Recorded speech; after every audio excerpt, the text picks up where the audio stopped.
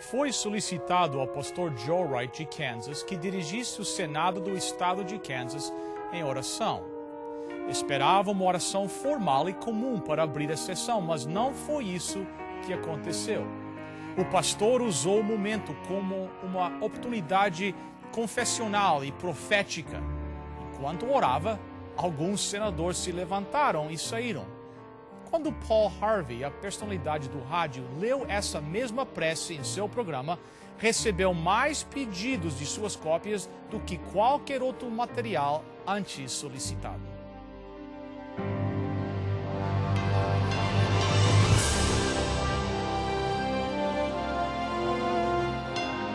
Venceu a prova do tempo. O livro de Deus, a Bíblia. Ainda relevante neste mundo complexo. Está escrito, partilhando mensagens de esperança ao redor do mundo.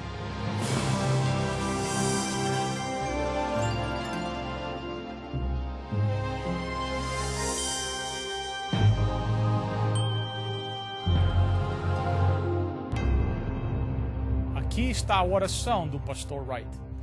Pai que estás no céu, estamos em tua presença para te pedir o teu perdão e buscar tua direção e guia.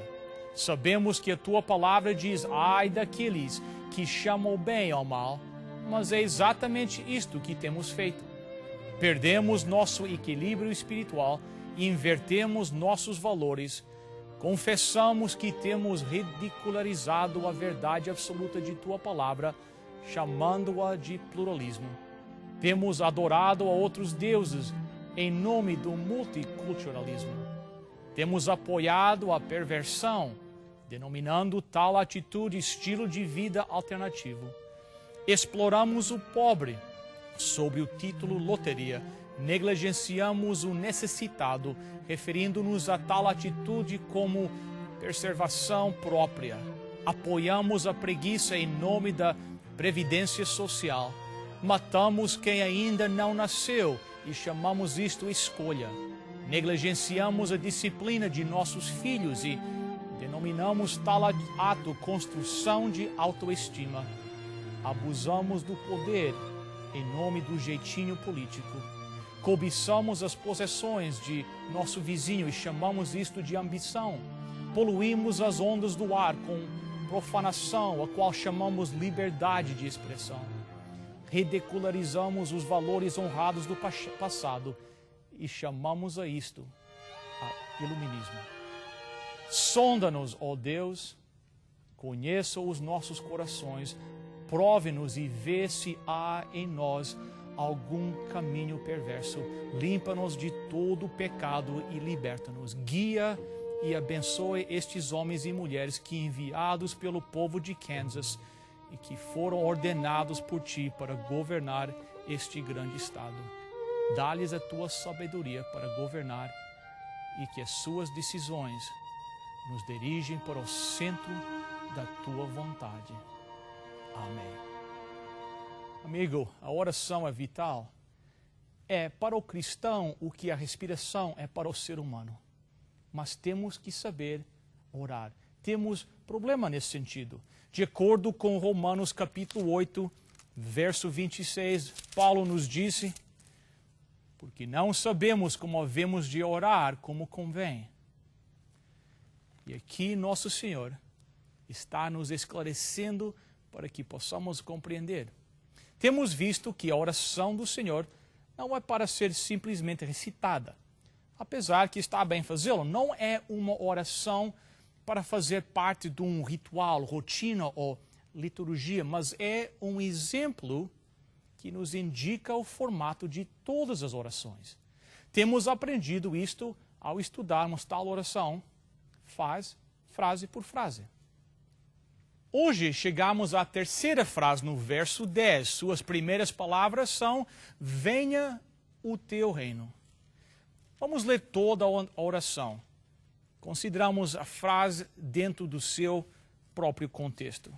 Mateus capítulo 6, começando no verso 9. Pai nosso que estás no céu, santificado seja o teu nome. Venha o teu reino, seja feita a tua vontade, assim na terra como no céu. O pão nosso de cada dia nos dá hoje. Perdoa as nossas dívidas, assim como nós perdoamos aos nossos devedores. Não nos deixes cair em tentação, mas livra-nos do mal, pois teu é o reino, o poder e a glória para sempre. Amém. Venha teu reino. Uma declaração incrível. 3 palavras simples em português, 3 palavras simples no grego. E mesmo assim, abre diante de nós algo tão vasto e além de nós que jamais poderemos conceber tudo que está contido nesta simples declaração. A exaltação de Jesus Cristo é o significado de tal oração. Venha teu reino. É expresso para aquele que tem o direito de governar e reinar, o Rei dos Reis, o Senhor dos Senhores, Jesus Cristo. Em Salmo 2, verso 6, lemos: Eu tenho estabelecido o meu rei sobre Sião. Em outras palavras, Deus diz estar exaltando o seu filho, o rei. Falarei do decreto do Senhor. Ele me disse, tu és meu filho, hoje te gerei.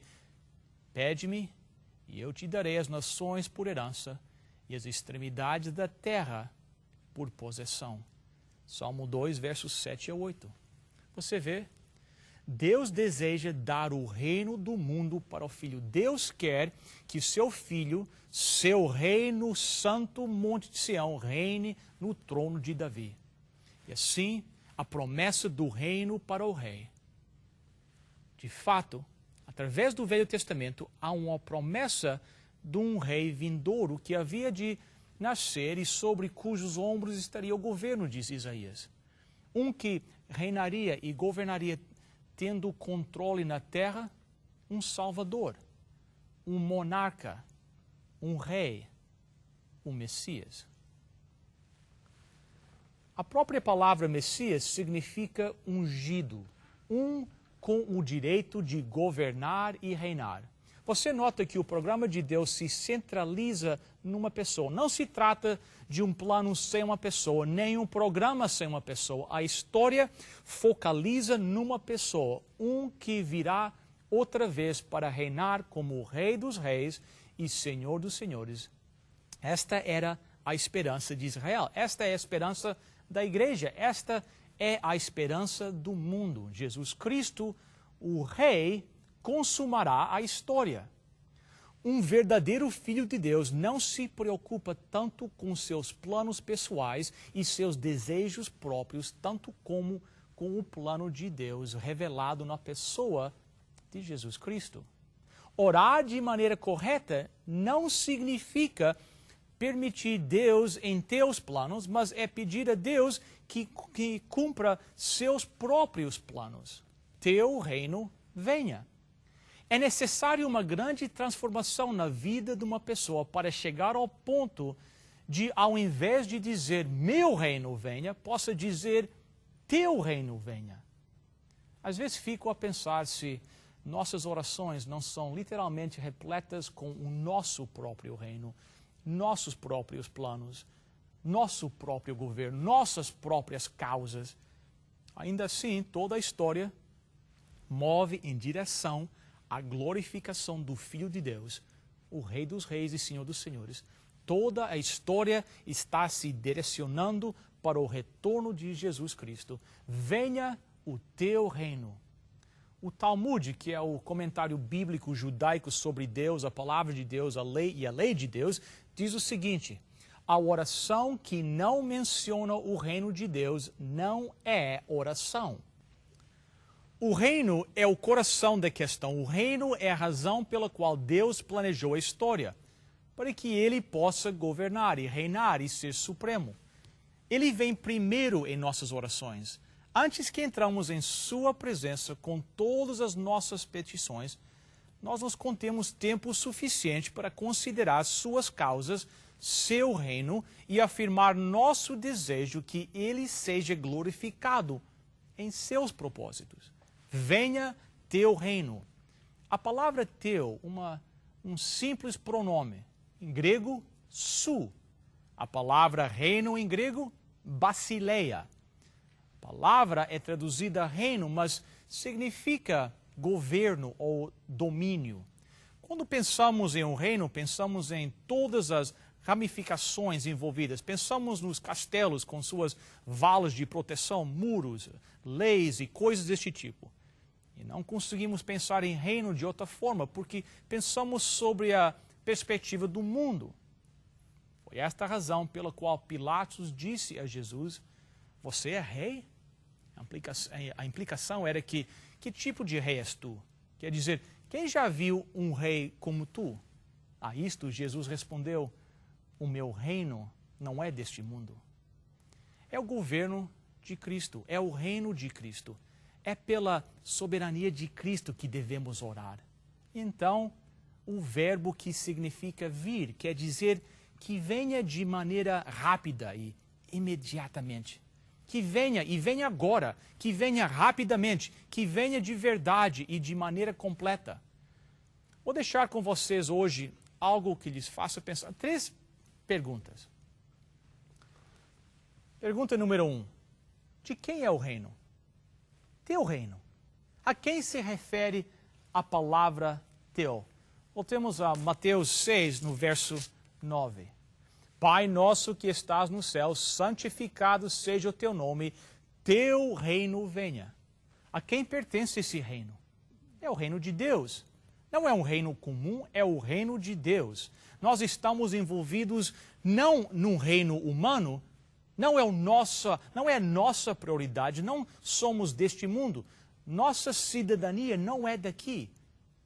Somos neste lugar peregrinos. Estamos somente de passagem. Aguardamos uma cidade cujo arquiteto e construtor é Deus. Isto é singular. Não estamos discutindo um reino humano que aparece e desaparece. A Babilônia veio e caiu. A Médio-Pérsia subiu e caiu. A Grécia, através de Alexandre o Grande, que conquistou toda a Europa até a Índia, do norte da Europa até o Egito. Mas hoje nada sobra desse grande império. Roma apareceu e desapareceu. Os historiadores nos relatam que houve pelo menos 21 grandes civilizações que foram completamente extintas. Daniel disse concernente à Babilônia, mas que pode ser também referente a todas as nações do mundo. Contou Deus o teu reino e o acabou. Pesado foste na balança e foste achado em falta, dividido está o teu reino. Daniel 5, versos 26 a 28. E naquela noite os médios e os persas entraram através dos portões e acabaram com o império babilônico. Todos os reinos caem. Sua destruição é inevitável. O seu reino é o assunto. Não é o meu reino, mas o seu. Temos que aprender em nossa vida de oração e em nosso compromisso com Deus que não é a nossa causa que interessa. E é isso que Deus quer dizer em Mateus capítulo 6, verso 33. Mas buscai primeiro o seu reino e a sua justiça. E ele cuidará de adicionar todas as outras coisas que envolvem você, suas vestes, sua casa, seu alimento. Tudo isto será adicionado se você buscar primeiro seu reino. Então, no que consiste sua oração? Senhor, oro que por tua vontade seja tudo o que engrandece o teu reino, o que promove o teu governo, o que avança o teu reino. De quem é o reino? O reino é de Deus. Pergunta número 2. O que é o reino? Quando dizemos teu reino venha, o que estamos dizendo? Bem, em primeiro lugar, o reino é uma frase, o reino de Deus, o reino do céu, é uma frase usada mais que qualquer outra frase por Jesus. Uma frase muito comum, de fato, ele fala sobre a pregação das boas novas do reino. E quando ele veio, ele disse, arrependei-vos, porque o reino está às portas. Em Lucas 4, verso 43, lemos, é necessário que eu anuncie o evangelho do reino de Deus, porque para isso é que fui enviado. Em outras palavras, seja o que for esse reino, é o coração de sua mensagem. Por quê? Porque é o coração do plano, o coração da história, o coração de tudo. O reino, o governo de Cristo é o clímax da história humana. Nada mais importa a não ser isto. E tudo que realmente importa, só importa que estiver de acordo com o reino. Veja em Mateus capítulo 6, o verso 10. Teu reino venha, tua vontade seja feita tanto na terra como no céu. É um paralelismo hebraico. Tua vontade seja feita na terra como no céu. Poderíamos mesmo dizer, santificado seja o teu nome na terra como no céu. É o nome de Deus santificado no céu? Sim, é verdade.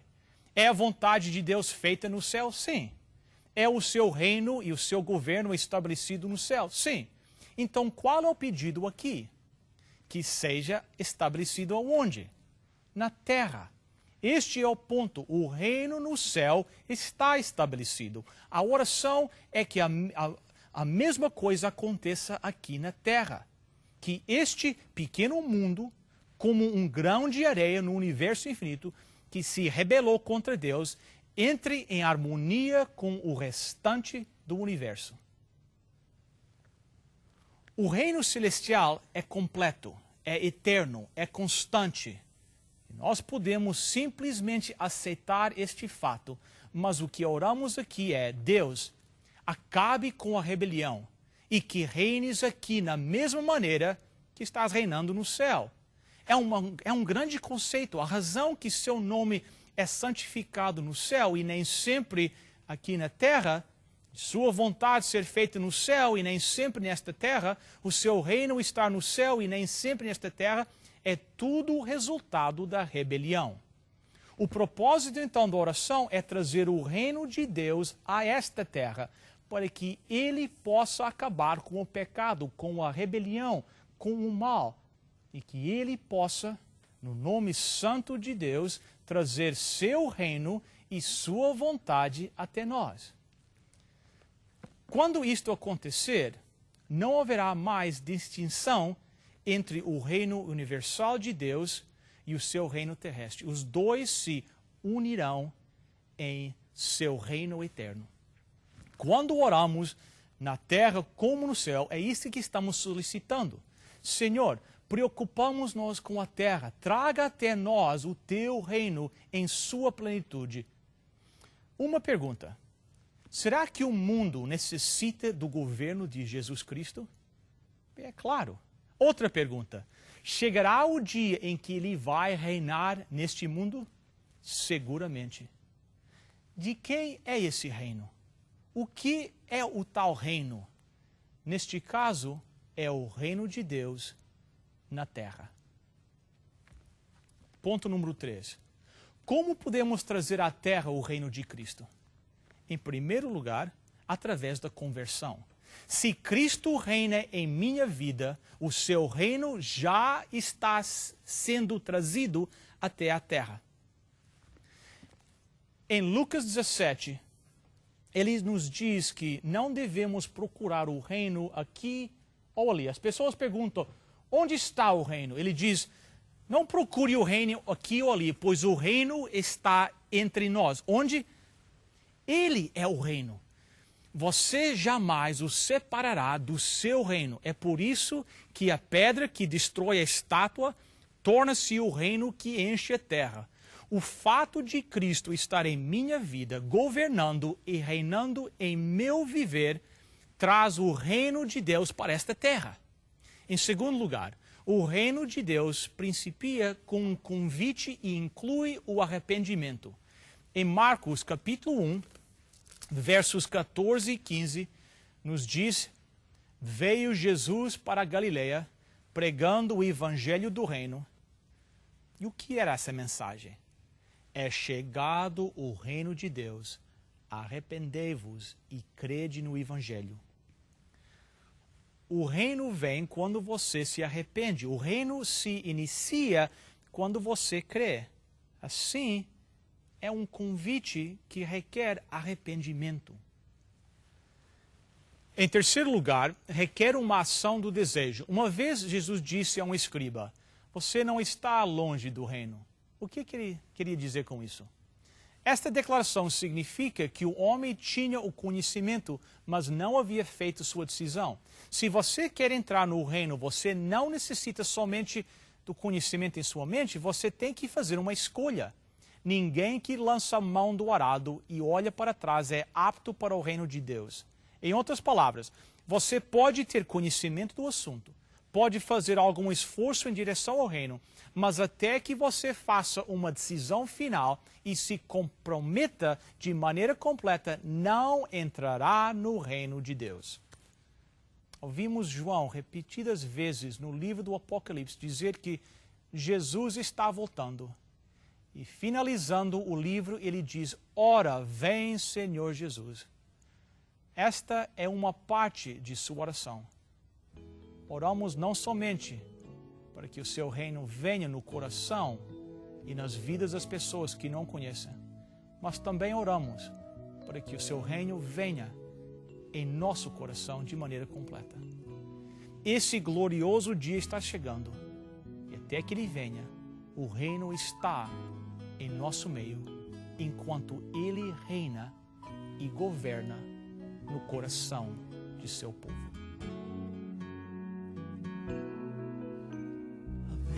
Silencia em cada esquina, em cada olhar, e uma dor dentro do peito insiste em apertar. As pessoas passam por você, mas não param pra sorrir. Você está só na multidão, sem ter pra onde ir. Feche os olhos e converse com Jesus. Apague as luzes deste mundo, deixe Cristo brilhar. Ele é o amigo que nos ouve, é o Deus que nos protege, mesmo em meio à tempestade. Feche os olhos e converse com Jesus.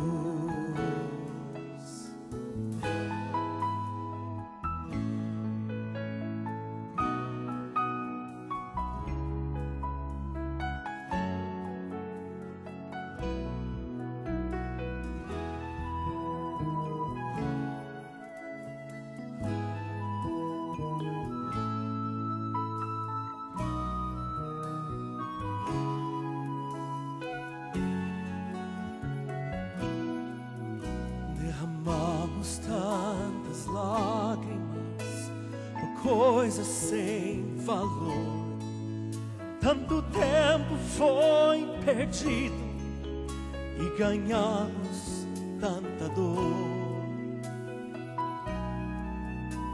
Eu sei que é difícil crer quando estamos a sofrer, mas Cristo sempre está tão perto. Feche os olhos para ver. Feche os olhos e converse com Jesus. Apague as luzes deste mundo, deixe Cristo brilhar. Ele é o amigo que nos ouve, é o Deus que nos protege, mesmo em meio à tempestade. Feche os olhos e converse com Jesus.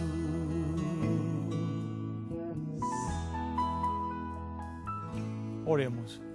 Obrigado, Senhor, pelo privilégio de ser parte do Teu reino. Nós Te reconhecemos como Rei através da manifestação de Teu Filho Jesus Cristo. E para a Tua glória aqui vivemos e oramos. Amém.